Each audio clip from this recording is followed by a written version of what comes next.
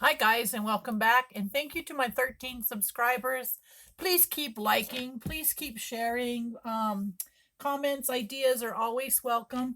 What we're going to discuss right now for the next 11 minutes is comments, suggestions, and some of the books I have. Excuse me. I would like to know what it is you want to see. And pardon my talking, I didn't think about doing a voiceover when I made the original video. But at any rate, I'm showing you I have tons and tons and tons and tons of books. And that big box with the white label there is filled with Dollhouse magazines. I hit the mother lode.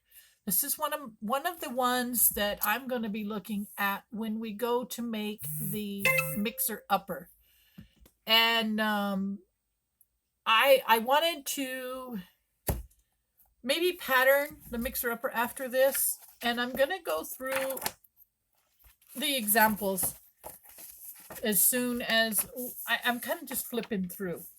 But there's several, and I'll list those as we get to those pages. But while I'm kind of messing around, just showing you pictures, please, guys, give me some comments. Tell me what it is you want to see.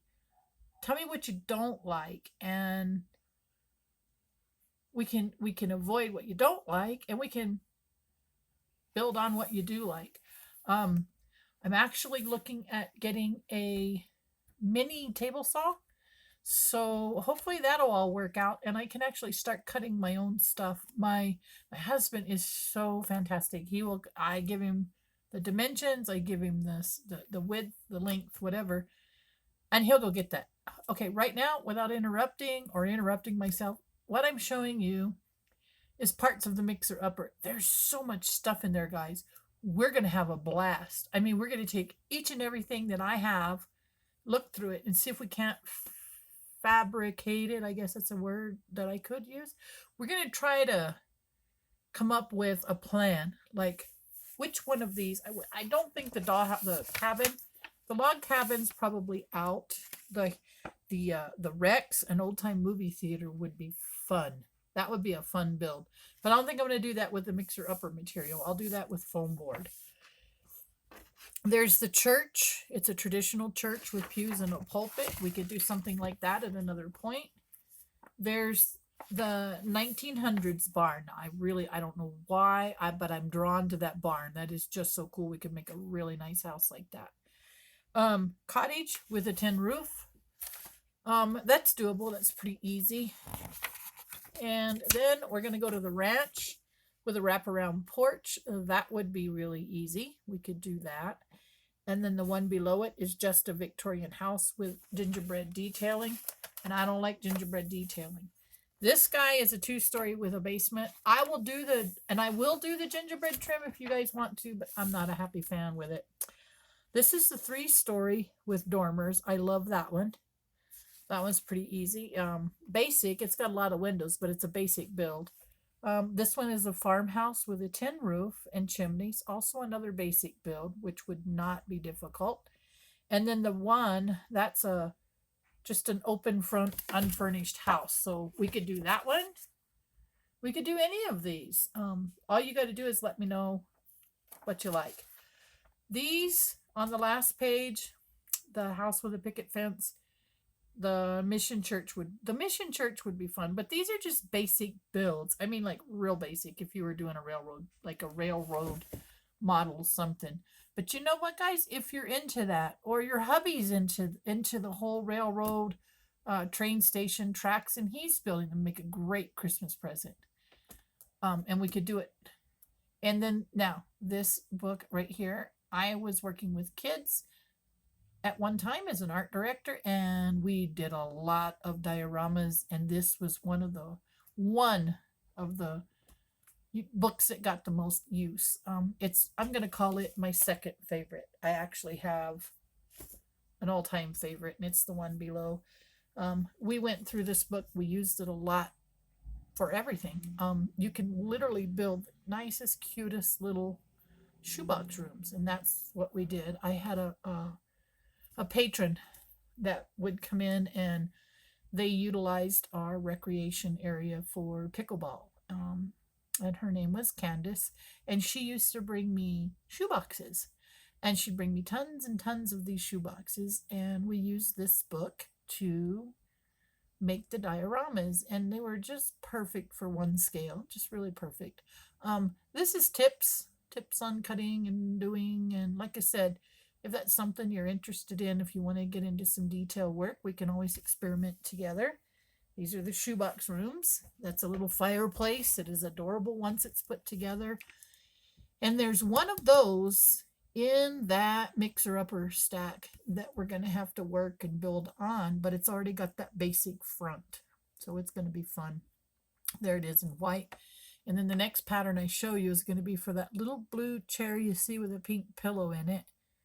And the couch. They're basically the same thing, only one is larger than the other, wider. And so they're on the same idea. Little lampshade that matches the couch. It's just so much fun. There is the chair pattern I was saying about. My 7-year-olds and 8-year-olds use that pattern, and they did fantastic with it, and it's a cute little chair once it's done. I mean, it's worthy of putting in any dollhouse. This is a vendor's cart that's in there. There's just so many things, guys, that we could be doing. I know that I'm set on getting the San Franciscan built, and I am, because that's real special to me. If you're watching my videos, you saw the bonfire with what can happen when a house doesn't go. This is a really cute room too. I think that's called Granny's Attic, and I want to make that. I just want to make a little tea room for Granny and her crochet stuff. There's so much I want to do. And that chair, if you look at those spindles that connect the top of the chair to the bottom of the chair, those can be made with toothpicks and thin strips of paper wrapped around them to give them those texture, little extra pieces. This is a fun book. I haven't done much out of it except for make that piece that I'm showing you there. I don't need, isn't this awful? I keep forgetting my words. It's the partition, a changing partition. It'll come to me. I do know what I'm talking about sometimes. There's the couch, how to reupholster the couch, and just some different things. There's a latch hook rug. It's not hard to do. Now, the book you're seeing now, absolutely my favorite, hands down. We have used this book so many times. I have almost wore this book out, flipping through the pages and just going crazy with the builds. I love it. These are all rooms. I don't make the dolls, though. I'm not really a fan of dolls. There's some woodworking that can be made. And now that I have the YouTube channels and now that I have subscribers, I would actually really like to start doing some of this stuff. Maybe we could just throw a page number in a book, go to page this or a page that, and pull it out of a hat or a box and say, okay, this week we're going to work on blah, blah, blah, blah, blah. Or you could leave comments in the comment section. Tell me what it is you like. This is an Adirondack chair. There's also a paper mache thing in there. I have tutorials on making hinges. I have tutorials on just so many things. Latches, oven door hinges, a wood burning stove, a kitchen range. Now the kitchen range, what I'm talking about is an old-timey kitchen range. And it's just so much fun. There's nothing we can't do, guys. All you got to do is tell me, like I said, in the likes below. And then, it's that partition. It's called a quilted screen. It's called a changing screen. It's a better description.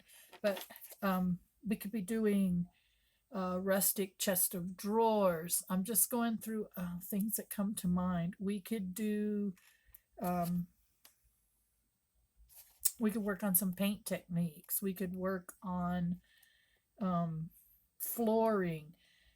putting in special stuff, just let me know. Like I said, in the comments, please, my subscribers, future subscribers, tell me what you want to see. I need to know what you like. There's so many things. I could do 5 videos on the magazines I have.